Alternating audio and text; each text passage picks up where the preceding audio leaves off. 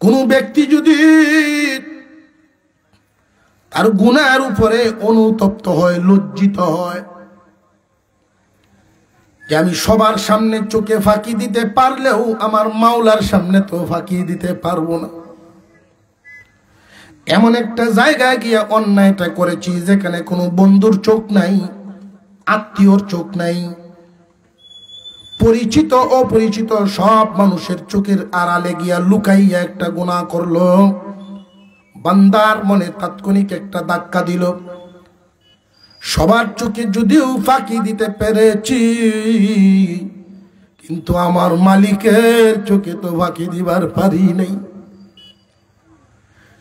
দুনিয়াতে বাবার সামনে সন্তান বিড়ি খাইতে অবশ্যই ভদ্র সন্তানরা লজ্জিত হবে, বাবাই দেখতেছে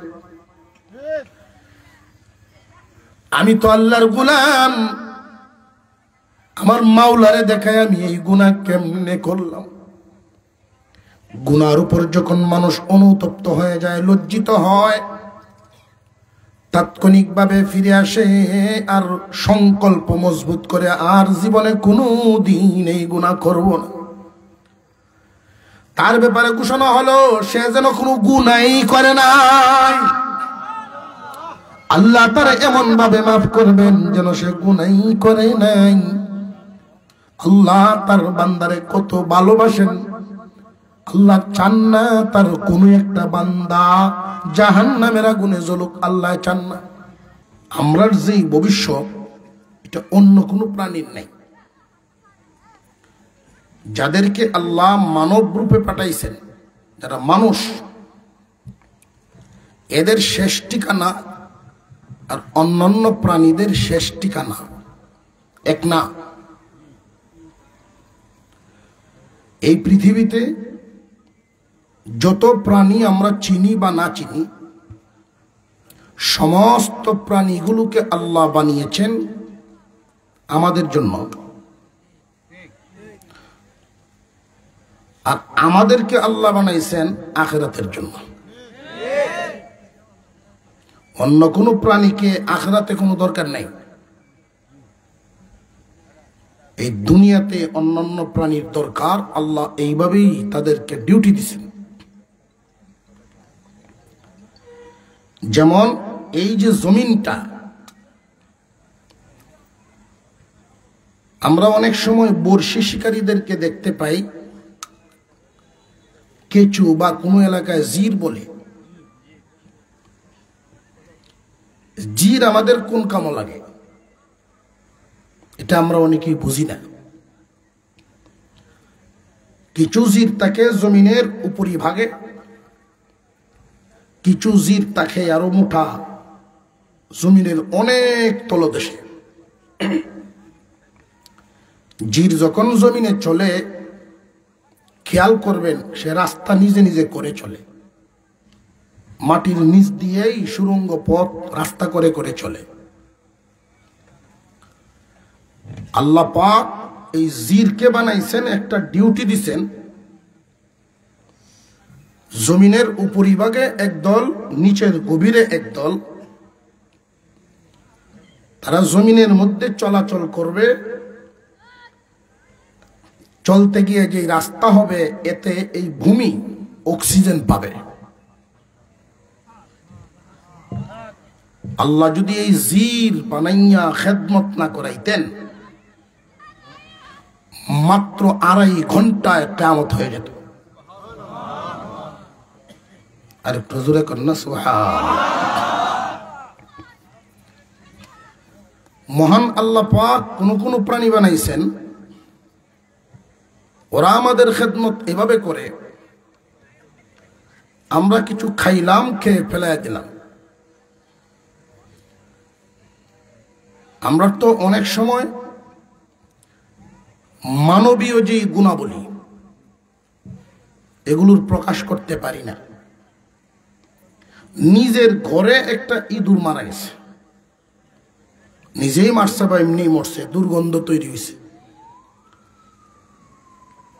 মানবীয় গুণাবলী হলো, বিশেষ করে একজন মুসলমান যদি হয় তাহলে কথাই নেই, সর্বোচ্চ সভ্য জাতি হলো মুসলিম জাতি। তাদের সামনে কোনো ময়লা পড়লে ইসলাম ধর্মে আছে, এই বিধান আমাদের আছে।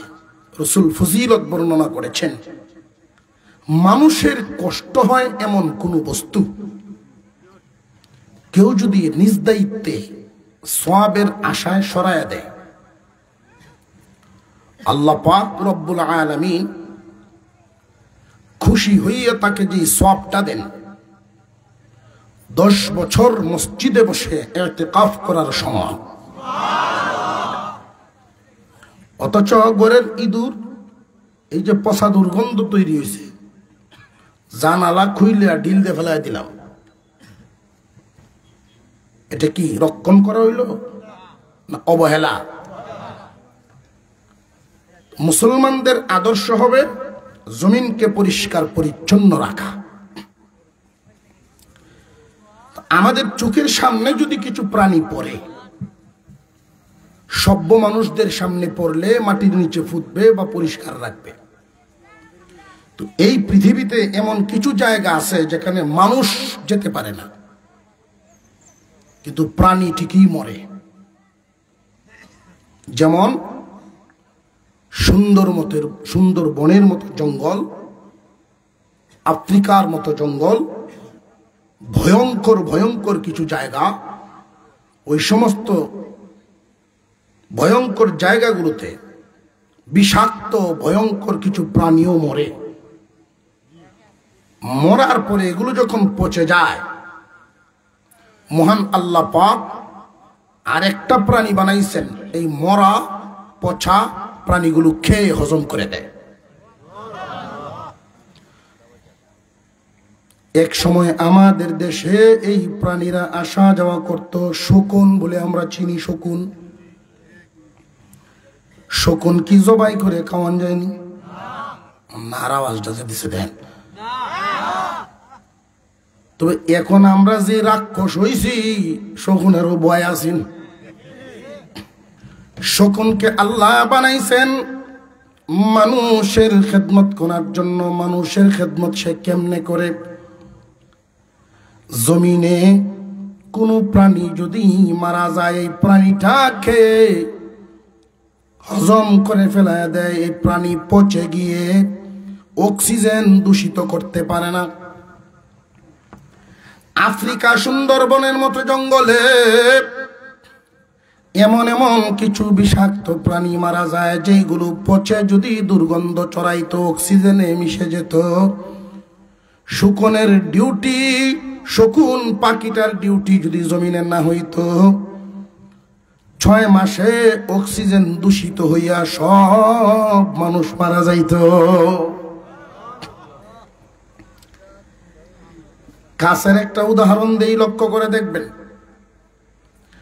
অনেকের বসবাসের ঘরের কোনায় কোনায় কুনু ব্যাঙ পাওয়া যায়, আছে না? এই কুনু ব্যাঙটা আমাদের কোনো কাজে লাগতেছে না, আমরা বুঝি যেটা আমরা কোনো কাম করে না। হাওরের মধ্যে যেই ব্যাঙগুলো থাকে, ওইগুলোর সামান্য কিছু উপকার আমরা দেখতে পারি। যে ফসলের মধ্যে কিছু বিষাক্ত প্রাণী হয়, এই প্রাণীগুলো খায় এই ব্যাঙে। কিন্তু কোন ব্যাঙ ঘরের কোনায় থাকে, এইগুলো বড় যন্ত্রণা। দরজাটা একটু বন্ধ করে মহিলা মা বোন যদি বাহিরে যান, আইসায় দেখেন ঘরের ফাঁকা জায়গা বন্ধ, ফাঁকা জায়গাটা লেদাইয়া শেষ। মহিলারা খুব বিরক্ত হইয়া ঝাড়ু দিয়া ফিটায় ফিটায় মারে, আছে না নাই? আমাদের বুঝে আসে না এই ব্যাঙ, কোন ব্যাঙটা আমাদের কি উপকার করে। মহান আল্লাহ পাক এই কোন ব্যাঙের গায়ে এমন একটা দুর্গন্ধ লাগায়া রাখছেন, তার গায়ের দুর্গন্ধটা আমাদের নাকে না লাগলেও বিষাক্ত সাপ বিচ্ছু সহ্য করতে পারে না। যেই ঘরে যেই জায়গায় কোন ব্যাঙ বসা থাকে, বিষাক্ত কোন সাপ বিচ্ছু ওইখানে থাকতে পারে না। মাওলার জগৎটা বুঝছেন, সৃষ্টি জগৎটা। মুসলমান ইমানদার ভাইরা আমার, এই পৃথিবীর জন্য আমাদেরকে আল্লাহ বানান নাই। দুনিয়াতে যত প্রাণী দেখি আর না দেখি সমস্ত কিছু আল্লাহ বানাইছেন আমাদের খেদমতের জন্য। হয়তো কোনো প্রাণীর খেদমতটা আমরা বুঝতে পারি আর কোনোটারটা বুঝতে পারি না। তো সমস্ত কিছু আল্লাহ বানিয়েছেন আমাদের জন্য, এতে কোনো সন্দেহ। আরো জোরে কোন। যেমন আমরা দেখতে পাই হাঁস আমাদের উপকার করে, হাঁসের ডিম দেয়, হাঁসের মাংস আমরা খাইতে পারি, তার গোশত খাই। এর একটু আগে যদি চিন্তা করেন, হাওড়ে গিয়া যখন আমরা একটা শামুক দেখি তখন বুঝে আসে না এটা কোন কামো লাগে। শামুক কি আমরা খাইতে পারি নাকি? কিন্তু এই শামুক খাইতে পারে আরেক প্রাণী, যেমন হাঁসে শামুক খায়। আমরা যদিও শামুক খাই না, হাঁসে তো খায়। হাঁসে শামুকটা খাওয়ার পরে এই হাঁসটা যখন বড় হয়ে ডিম দিবে, ডিম তো আমরা খাই। সুতরাং শামুকের খেদমত কুরআন দিয়ে আমাদের পিছনে আছে না নেই? বুঝে আসতেছে? কোন জাতির খেদমত সরাসরি, কোন প্রাণীর খেদমত পরোক্ষভাবে কুরআন দিয়া। আল্লাহ পাক রব্বুল আলামিন সৃষ্টি জগৎটা যে বানাইছেন, টিকায় রাখছেন, সব মানুষের খেদমতের জন্য বানাইছেন। কিন্তু মানুষকে আল্লাহ বানাইছেন আখিরাতের জন্য, দুনিয়ার জন্য না। আখিরাতে আল্লাহ আমাদেরকে কি করবেন? দুইটা জায়গা, একটার নাম জান্নাত আর একটার নাম জাহান্নাম। একদল মানুষ তাদের শেষ ঠিকানা হবে জান্নাত, আরেক দল মানুষের শেষ ঠিকানা হবে জাহান্নাম। একদল মানুষ চিরদিন জাহান্নামে থাকবে, কোনোদিন মুক্তি পাবে না। ওরা স্থায়ী জায়গায় হলো জাহান্নাম, অর্থাৎ বেঈমান যারা, ঈমান হারা হইয়া মরবে যারা, এই দুনিয়ার পরীক্ষার হল থেকে ঈমান হারা হয়ে যাইবে যারা, চিরদিন জাহান্নামের অধিবাসী হইবে তারা। যারা পরিমাণ ঈমান নিয়েও যারা বিদায় হবে, আল্লাহ পাক রব্বুল আলামিন এদেরকেও জান্নাতের মালিক বানাবেন। তবে জান্নাতের মালিক কি কালকেও যাইব না এর আগে আরো অনেক আনুষ্ঠানিকতা বাকি, অনেক কিছু বাকি। আপনারা দেখছেন আমার নামের পিছনে একটা বিষয় লেখা আছে, কিয়ামতের বিভীষিকা। কিয়ামতের সময় কি হবে, ভয়াবহ অবস্থা, ওইটা এটা আমার বিষয়। কিয়ামত দুই প্রকার, একটা হলো ছোট কিয়ামত, আরেকটা হলো বড় কিয়ামত। হুজুর সাল্লাল্লাহু আলাইহি ওয়াসাল্লাম বলেন, ছোট কিয়ামত মানুষ যে যখন মারা যায় তার জন্য কিয়ামত হইয়া যায়। যে যখন মরলো তার জন্য ছোট কিয়ামত কায়েম হয়ে গেল। আরেকটা কিয়ামত হবে ইসরাফিল আলাইহিস সালামের সিংহার ফুৎকার। ইসরাফিল আলাইহিস সালামের সিংহার আওয়াজে আরেকটা হবে। একটা কিয়ামত ছোট কিয়ামত, যখন যে মরবে তার জন্য তখনই কিয়ামত হবে। আরেকটা হইল বড় কিয়ামত, এই বড় কিয়ামতটা সংগঠিত হবে ইসরাফিল আলাইহিস সালামের সিংহার আওয়াজ। এই সিংহার আওয়াজটা ইসরাফিল আলাইহিস সালাম দিবেন কখন? আল্লাহ পাক রব্বুল আলামিন কখন যে এই ইসরাফিলকে হুকুম দিবেন এটা একমাত্র আল্লাহ ছাড়া কেউ জানে না। বরং যে ইসরাফিল আলাইহিস সালাম সিংহার ফুৎকারটা দিবেন, যেই ফেরেশতা সিংহায় আওয়াজ দিবেন, ওই ফেরেশতা নিজেও জানে না। যিনি এই দায়িত্বে আছেন, এই আওয়াজটা কখন দিতে হবে উনিও জানে না। আল্লাহ পাক রব্বুল আলামিন পৃথিবীতে কিছু আলামত ঘটাইছেন, আরো ঘটাইবেন। নবীজি সাল্লাল্লাহু আলাইহি ওয়াসাল্লামকে জিজ্ঞাসা করা হয়েছে কিয়ামত কখন হবে।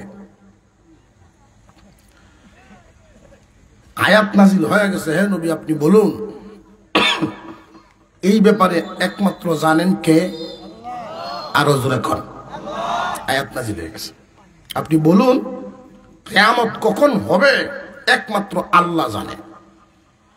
তবে নবীজি সাল্লাল্লাহু আলাইহি ওয়াসাল্লাম কিছু আলামত বলে গেছেন যে যখন দেখবা উপরে ধোঁয়া উঠে বুঝবা নিচে আগুন আছে। আলামত না এটা? যখন দেখবা একজন মানুষ ঘামতেছে তাহলে বোঝা গেল এর আগে সে পরিশ্রম করছে। যখন দেখা যাবে কোথাও পাখি উঠতেছে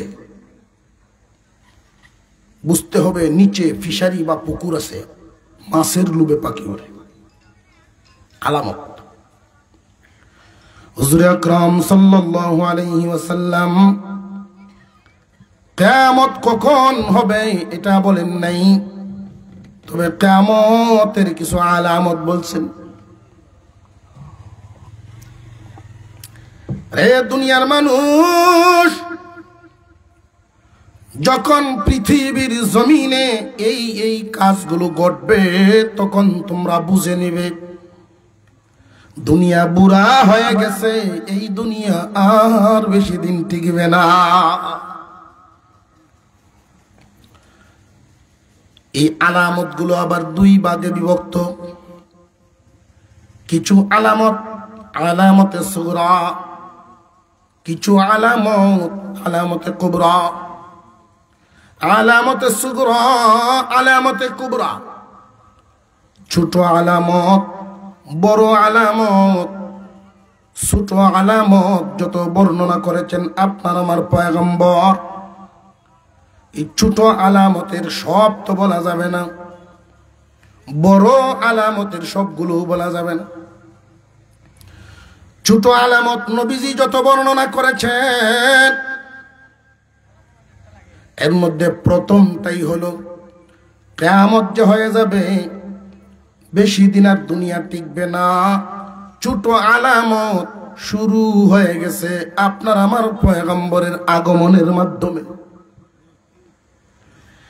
যিনি শেষ নবী এবং শ্রেষ্ঠ নবী, উনি যেহেতু দুনিয়াতে চলে এসেছেন, আল্লাহর রাসূল বলেন আমার আগমন তোমরা বুঝে নাও দুনিয়া বুড়া হয়ে গেছে। তোমরা দুনিয়াতে দেখতে পারবা কত কিছু ঘটবে, ঘাট আঘাত হবে, অমানুষ মানুষ হবে,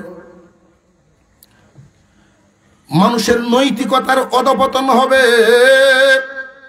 ছোট ছোট যত আলামত নবীজি বলছেন সমাজে যা যা ঘটার আল্লাহর পয়গম্বরের ভবিষ্যৎবাণী সব সংগঠিত হয়ে গেছে। এখন শুধু বড় আলামত আরম্ভ হওয়া বাকি। এই যে বড় আলামত আরম্ভ হওয়া যে বাকি, ছোটগুলো হয়ে গেছে।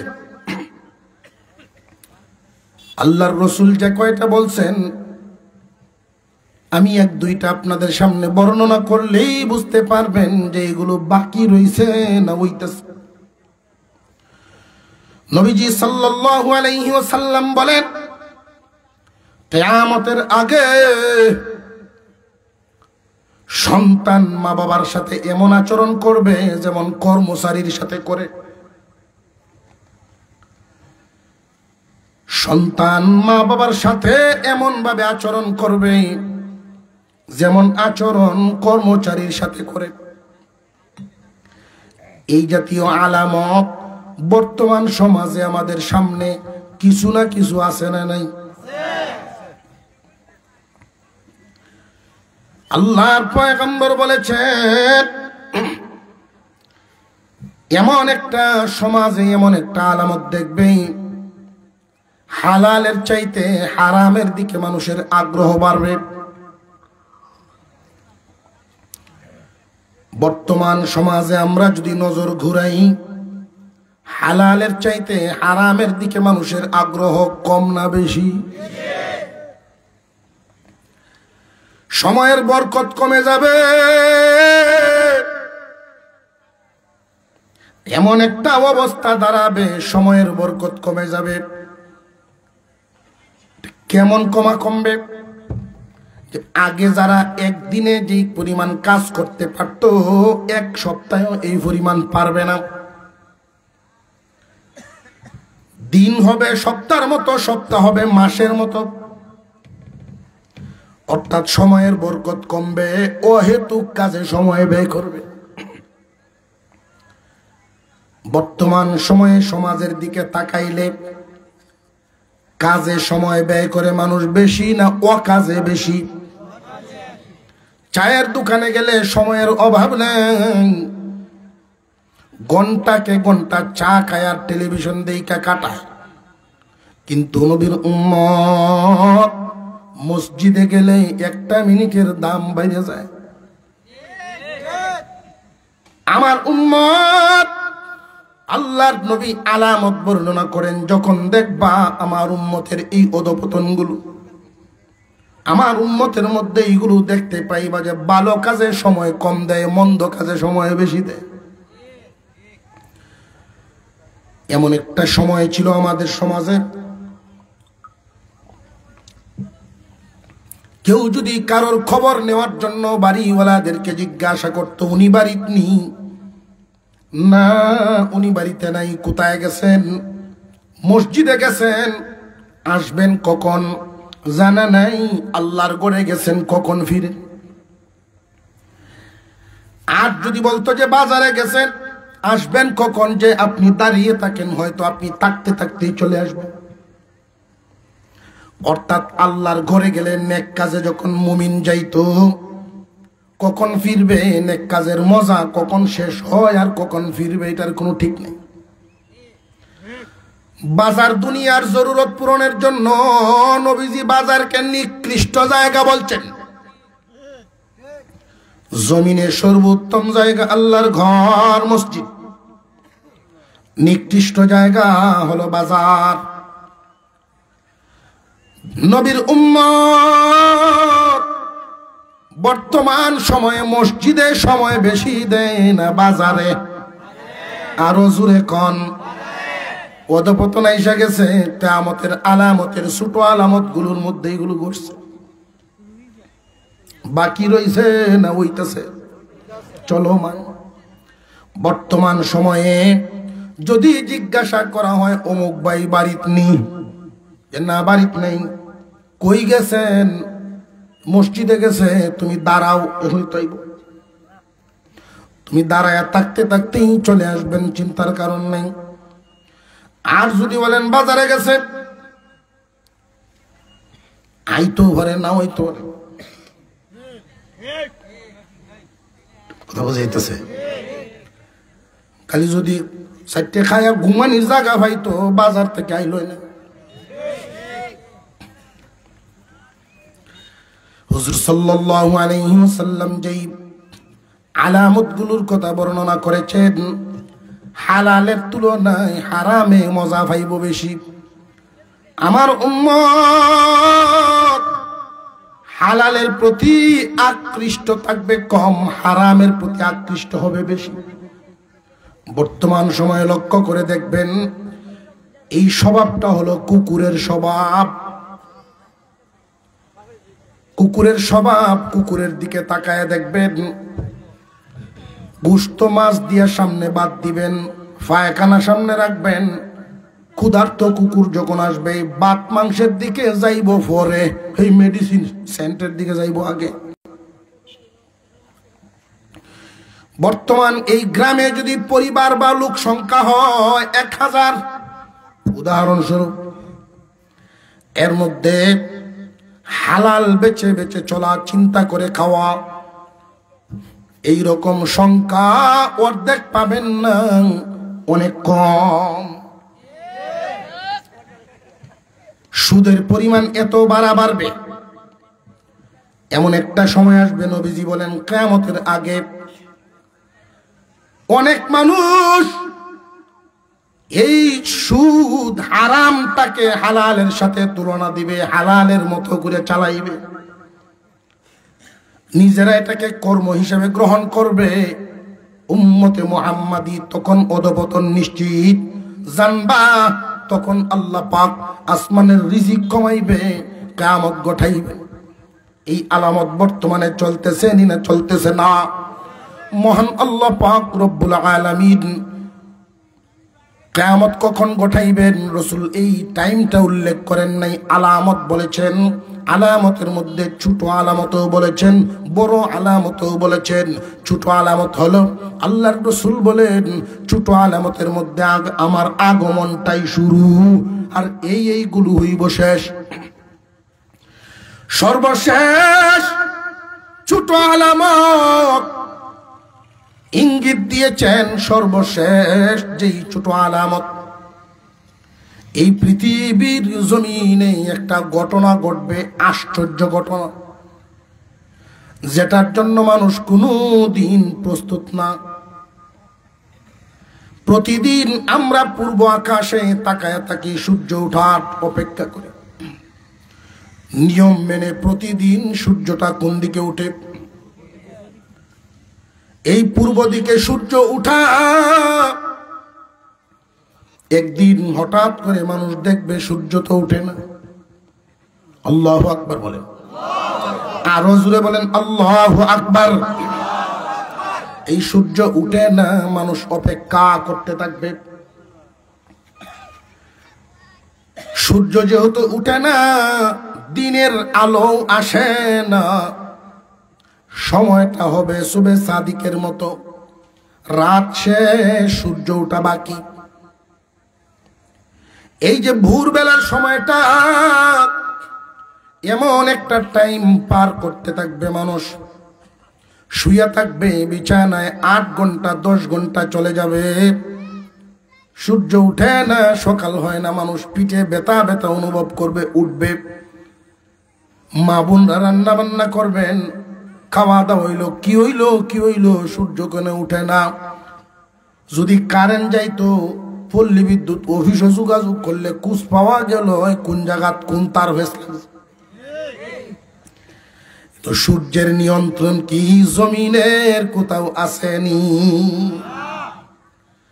আল্লাহর পয়গম্বর বলেছেন, মায়ের উম্মত, আল্লাহ দয়া করে তোমাদেরকে বোনাস দিছেন, বোনাস দিছেন।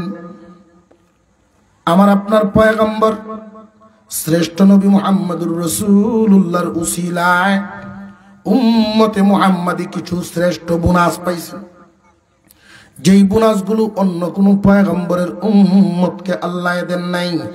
এর মধ্যে একটা হলো, এই উম্মত গুনাহ করে যদি ভুল স্বীকার করে তওবা করে, অন্যান্য উম্মতেরাও তওবা করত, আল্লাহ যদি খুশি হইতেন তাদেরকেও মাফ করতেন। কিন্তু এই উম্মতের জন্য আর একটা বাড়তি বোনাস, উম্মতে মুহাম্মাদিকে আল্লাহ শুধু মাফ করেন না, ইউবাদদিলুল্লাহু সাইয়্যাতিহিম হাসানাত, এই গুনাহগুলো শুধু তওবা কবুল করে, গুনাহগুলো শুধু মাফ করেন না, এদের গুনাহ নেকি দিয়া বদলায়া দেন।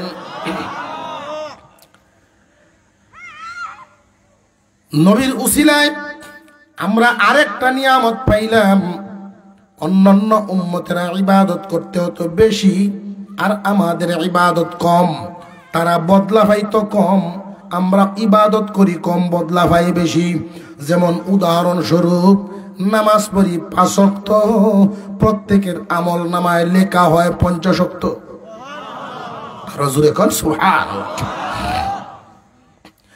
আল্লাহর পয়গম্বর বলেন, আমার মায়ের উম্মত, কেউ যদি কোনো ভুল করো সাথে সাথে তওবা করে ফেলবা।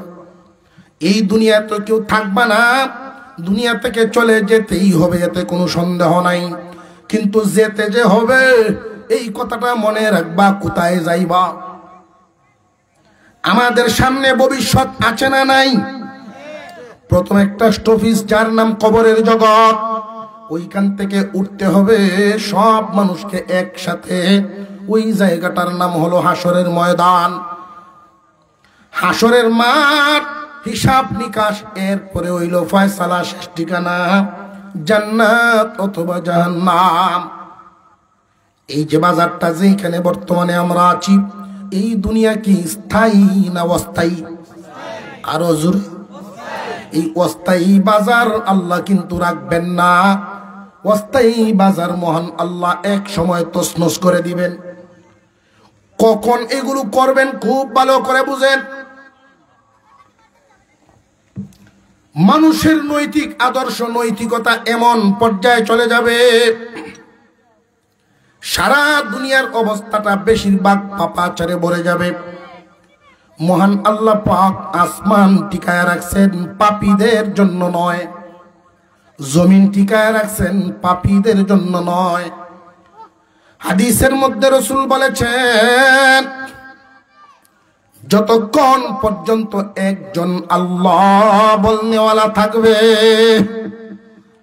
আল্লাহর নাম নেনেওয়ালা যতক্ষণ একজন থাকবে, ততক্ষণ পর্যন্ত আল্লাহ কিয়ামত ঘটাবেন না।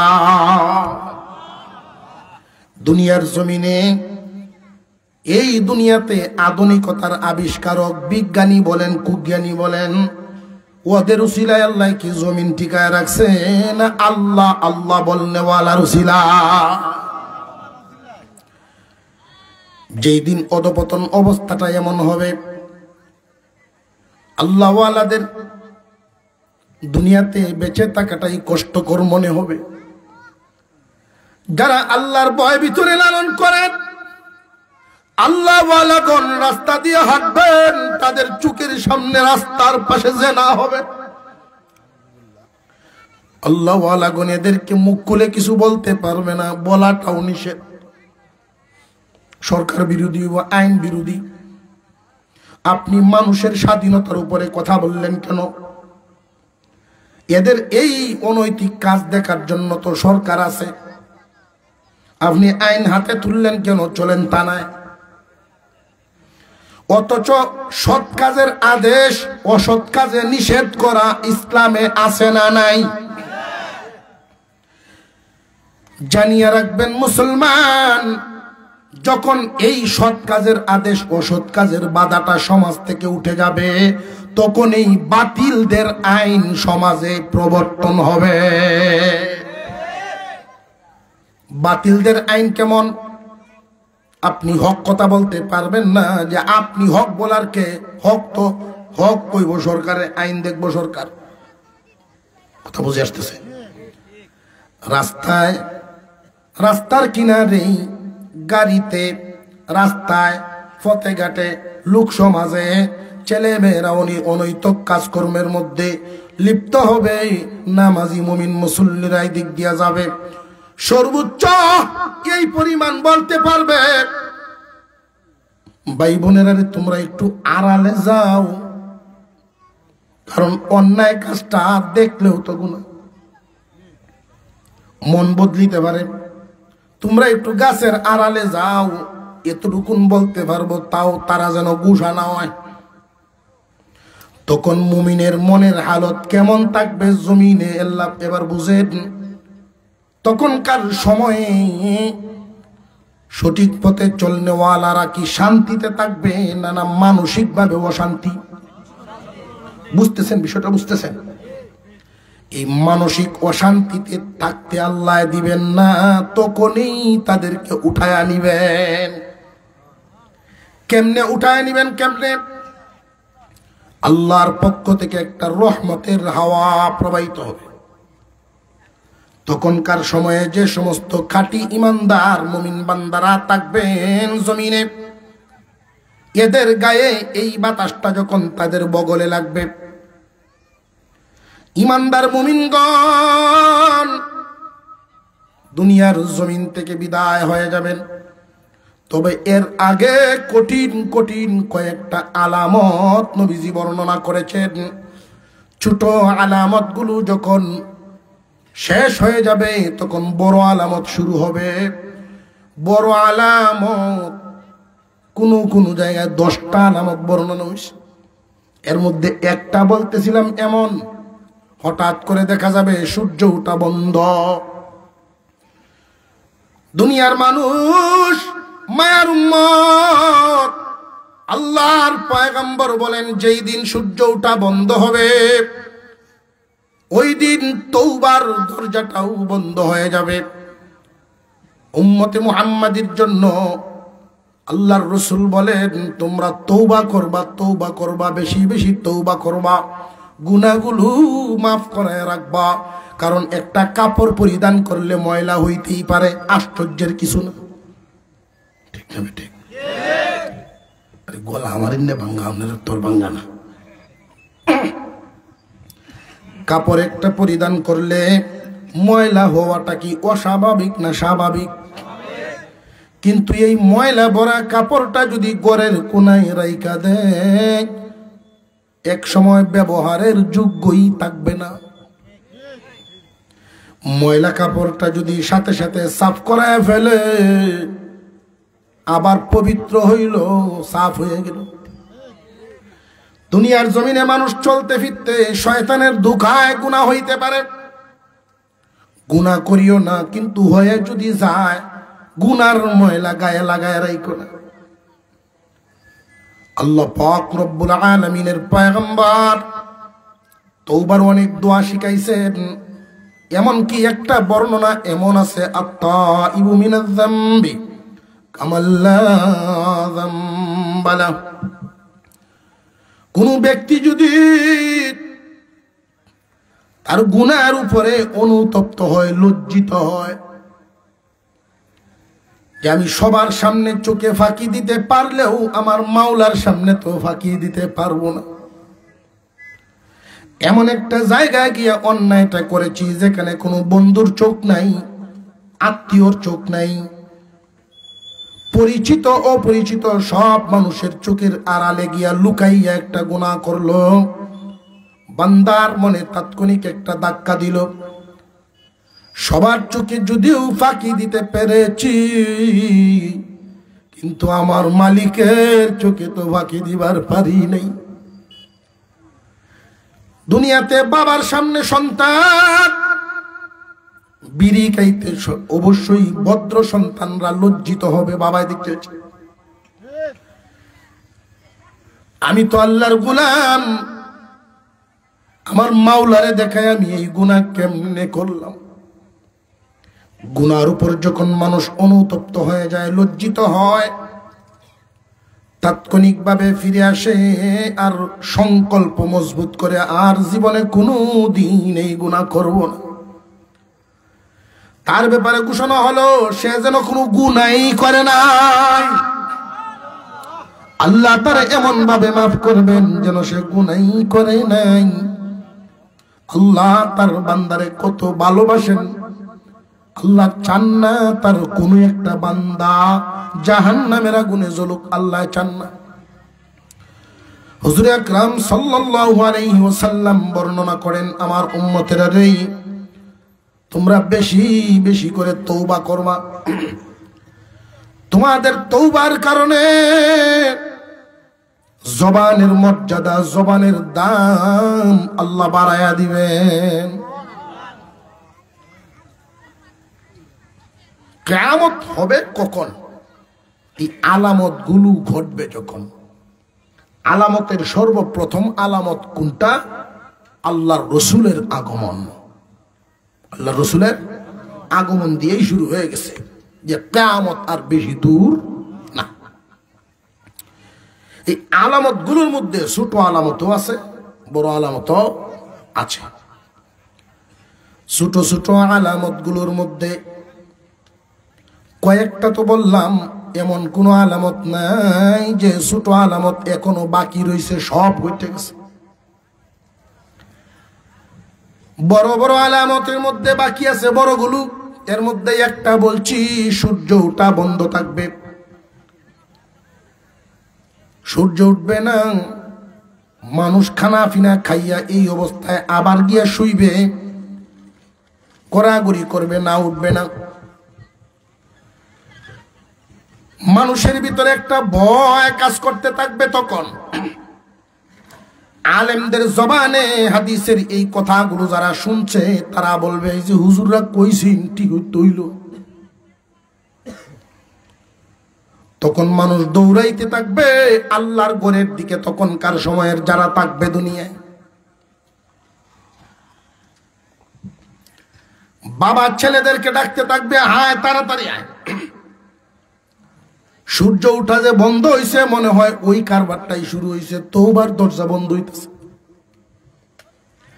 সূর্য যদি পশ্চিম দিকে উদয় হইয়া যায়,